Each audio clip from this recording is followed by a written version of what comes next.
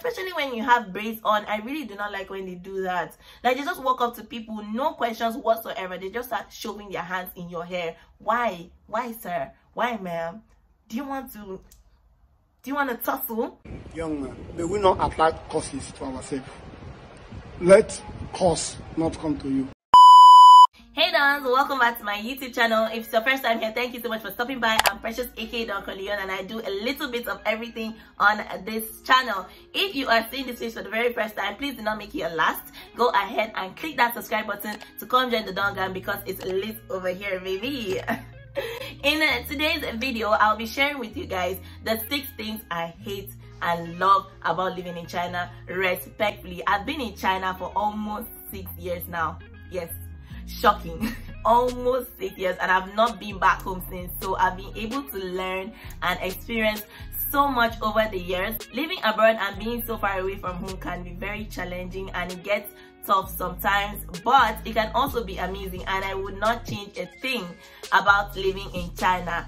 So let me know in the comment section if you are already in China. Say hi, holla at your girl. If you are planning to come to China, if you're planning to move to China, please watch this video because it will come in really handy. And if you are already living in China, comment down below what you hate and love about living in China as well. If this video comes in handy, make sure to give it a big thumbs up as well. Let's get right into it. So first off, I'm going to start with the things I hate so much about living in China.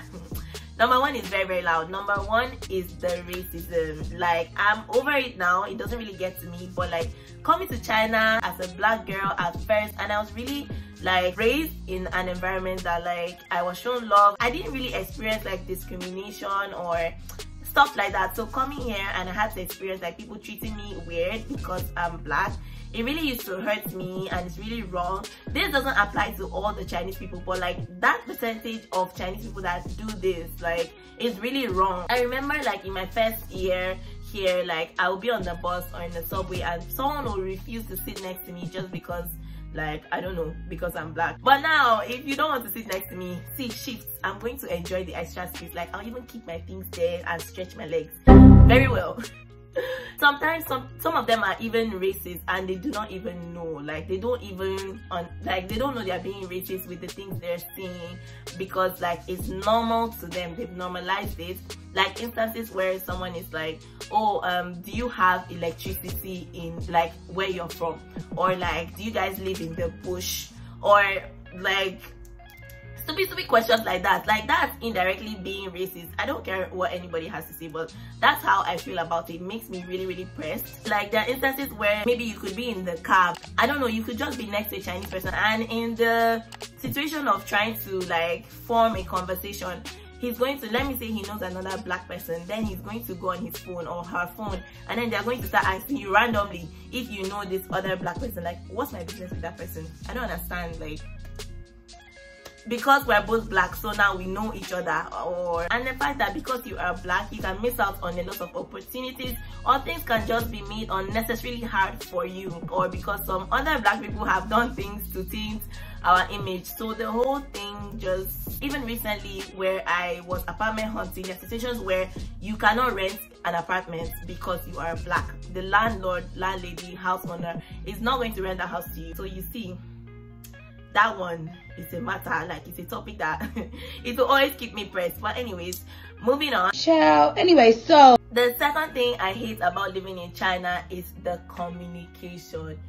Oh my god.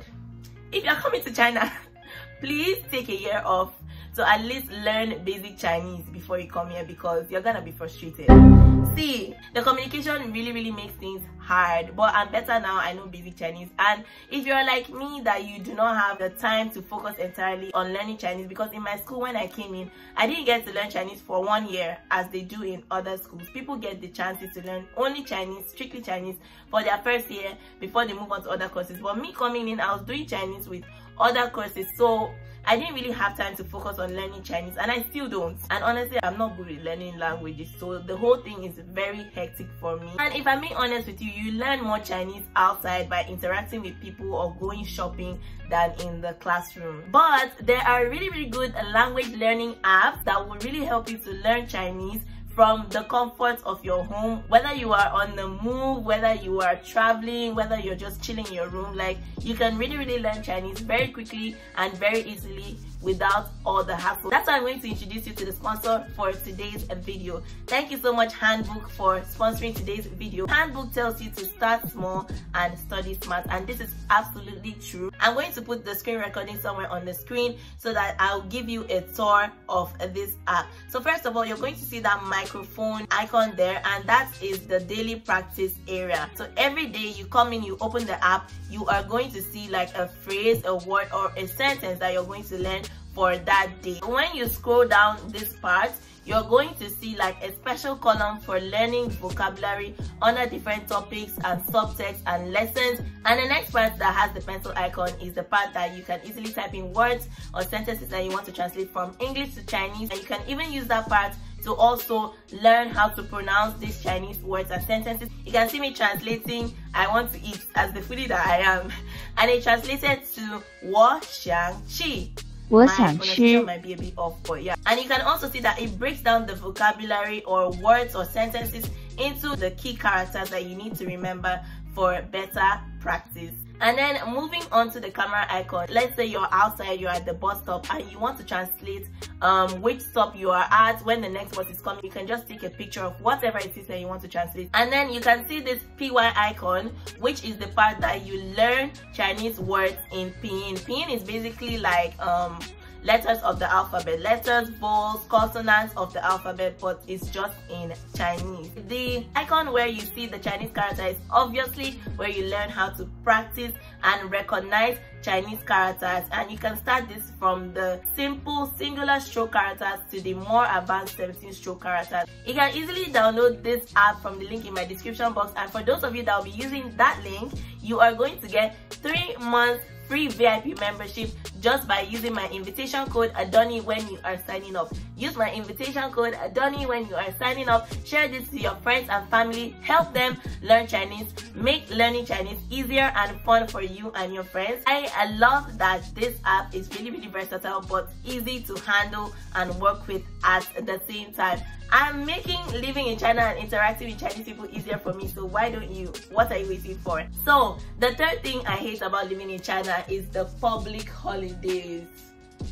Oh Lord, don't get me wrong, I love public holidays. I get a break from everything I have to do. Why I do not like public holidays in China is because there are a lot of places to visit. There are a lot of scenic attractions, like tourist attraction sites, but then everybody is also on break at the same time, and there are a lot of people in China. Like, the population is very high in China. So just imagine you're planning to go to the beach and it's a public holiday and everyone else is free that day. Just imagine how the beach is going to be looking like. It's going to be very packed, very crowded, very busy. And you know, with the COVID situation going on, you're going to go out, but you'll be concerned about your health. It's a pandemic. It's a pandemic.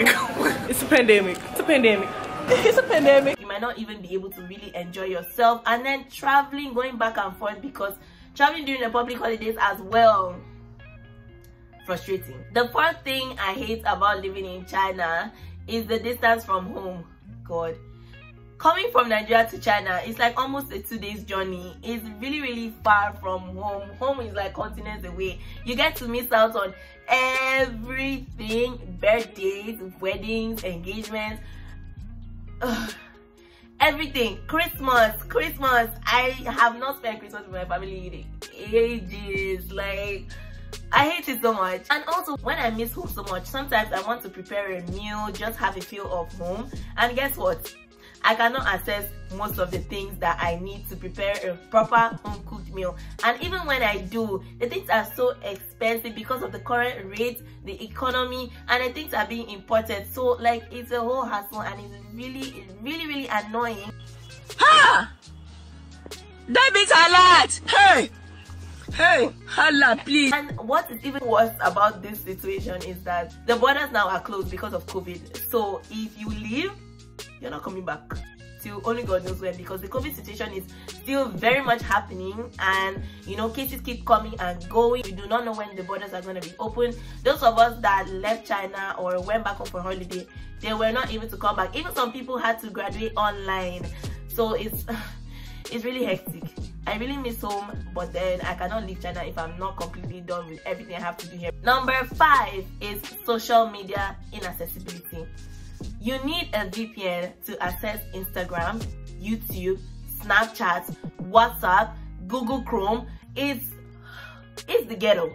It's the actual ghetto, because I do not understand. Like, when I first came from Nigeria, and it was like I was trying to get on WhatsApp or Instagram, I couldn't, and it was a hassle for me to get a VPN. It was really a hassle for me to get a VPN, and thankfully now I'm using a really nice good VPN that is free. So if you want to know the VPN I'm using, comment down below, give this video a big thumbs up. Just kidding. Anyways, I'm going to link it in the description box as well, but it is not on the Chinese App Store. That one is another problem, because there are lots of apps that are not on the Chinese App Store, so you have to have at least a US or App Store from another country to be able to download and access some apps as well. So the social media inaccessibility is something that's very annoying and frustrating, and God bless you that your VPN is having issues. No social media for you, because our core social media apps can only be accessed through VPNs in China. The last thing I hate about living in China is the bad public etiquette. The spitting, number 1. It's like, when I first came, it was scary. It was scary. You can just be on the street, or you can be in the car with your cab driver, and the person is just going to roll down the window, and you think, oh, this person is going to get some air, and you just hear them pulling something out of their throats and just spitting. It's very disgusting. I will never be able to get over it. They can spit any and everywhere, in the subway, inside buildings. They can spit inside buildings, literally. And then there's the hair touching. I understand, like, I'm fine with asking me for consent before touching my hair, but then, like, the people that just come up to you, they act like you are not there. They just come and like just start putting their hands in your hair. I don't like that. Why would you do that? And especially when you have braids on, I really do not like when they do that. Like, they just walk up to people, no questions whatsoever. They just start shoving their hands in your hair. Why? Why, sir? Why, ma'am? Do you want to tussle? I will come on your teeth just now. Before I go inside there, God punish you, finish, Abi. Another thing that they do in public without asking for your consent is taking pictures and videos. And sometimes they can even act like they're not really doing it. Let's say you're opposite me, right? And we're on the subway, and then somebody's just going to be like this, pretending like they're not taking a picture or video of you. They won't, like, you can ask me. I'm not a statue, I'm not a monument. You can ask me. If I want it, I'll say yes. If I don't want it, I'll say no. And some of them, they don't even hide. They don't have shame. They'll just come straight to your face and start pointing the camera at you. You mad? Anyways, let me stop pressing myself about things I hate about living in China. I'm going to start talking about things I love about living in China. So the first thing I love about living in China, and especially if you've been in China for a while, is the education. And it's not just about learning about China and their culture, it's also about meeting people. I've gotten to meet people from different places, different races, people that speak a lot of different languages, they have different ways of life, and even different beliefs. And I've got to learn so much from meeting and mixing up with people from, like, literally all over the world. There are people from everywhere in China, so once in a while I get to run into those type of people, and it's really nice. And then the safety. Number 2 is the safety. I love how safe it is in China. Like, there are times when I have to go to work at night and I come back in the morning, like 6 a.m, 5 a.m. You can walk around in China at night as a lady and feel very safe.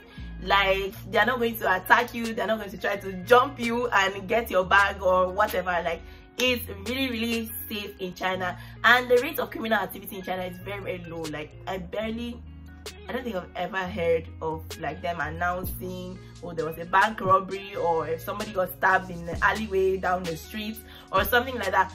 But I have gotten my phone, like my whole bag, emptied on the bus in public, and I didn't even know until I got down at my destination. But that's a story for another time. If you want a story time of me talking about, like, my worst experiences in China as a foreigner, or however I'm going to title it, let me know in the comment section, because it's a lot. There's a lot of tea to spill concerning that. But yeah, I have been a victim of theft in China before. But there are also instances where I forgot my stuff at a place, at a restaurant. Maybe when I remember that, oh, I left my purse or I left my phone somewhere, or even my charger. I could go back and the person that is running the place or someone that's working there must have kept it aside for me. That's what happens like 90% of the time. The third thing I really love about living in China is the hospitality. Like, the people in China are really proud and always ready to share their culture and heritage. And even if we do not always understand each other, they are always trying to communicate, always trying to get to know you. And most of them are also very welcoming and friendly. There are times when I've met like really nice people that go out of their way, like they follow me through until the issue I was having was resolved. And that's really nice, and I'm sure most of you can relate to that as well. So yeah, whenever you come to China, do not be scared. I'm very sure that anytime, anywhere, any day, you will always find a nice person that will be there to help you through whatever it is that you're going through. The fourth thing I love about living in China is the convenience. Like, being in China can make you very lazy. It's very convenient. There is always electricity 24/7, unlike where I'm from. The convenience really comes from everything being accessible on your phone. You can do literally everything from your phone. I really love that there are apps that you can order food from on your phone. You can order medicine. You can even do grocery shopping on your phone. You can order, like, there are shops for anything. There are even apps that help you find like really nice restaurants or places to even take pictures at just on your phone. Like, you can find Airbnbs, and most payments are made through your phone as well, like through WeChat and Alipay. I don't even remember the last time I carried cash on me. And that thing too is very dangerous when you are shopping and all your money is on WeChat or Alipay. You just find yourself buying and buying. Before you know it, your account balance is telling you a different story. It's very easy, everything is accessible, and it's very convenient. You can just order for anything and it will arrive at your doorstep. Just put in your address. Simple. And I really love that in winter, because there are times when I really don't be having the energy to go outside for any reason whatsoever, and I order any and everything I need from, as far as it's available, it can come to my house. I'm going to order it to my house. And the fifth thing I love about living in China is the adventure. There is always something to do in China. Nobody can tell me anything. As far as you have money, there is always something to do in China. China is very huge. It's very diverse. You can never get bored in China. There is a lot to do. Each city has different scenic sites for you to visit. There's always somewhere to visit in any city or any part of China that you find yourself, and that's really like top notch for me. Last but not least is the Chinese cuisines. You guys, I never thought I would be saying this one day, but there are a lot of tasty Chinese dishes and cuisines for you to try. Like, it's a wide spectrum of options and flavors and spices and choices. Gosh, each city and province has their own like recipes, and some of them even share the same type of dishes. And I never thought that Chinese food would be something I'll be into, but look at me now. That's it for this video, guys. I hope you learned a thing or two from watching this video. If there's anything that you can relate to or confirm, let me know in the comment section as well. Hit that subscribe button to come join the dog, because it lives over here, period. And give this video a big fat thumbs up, and I'll see you in my next one. Bye. Mwah.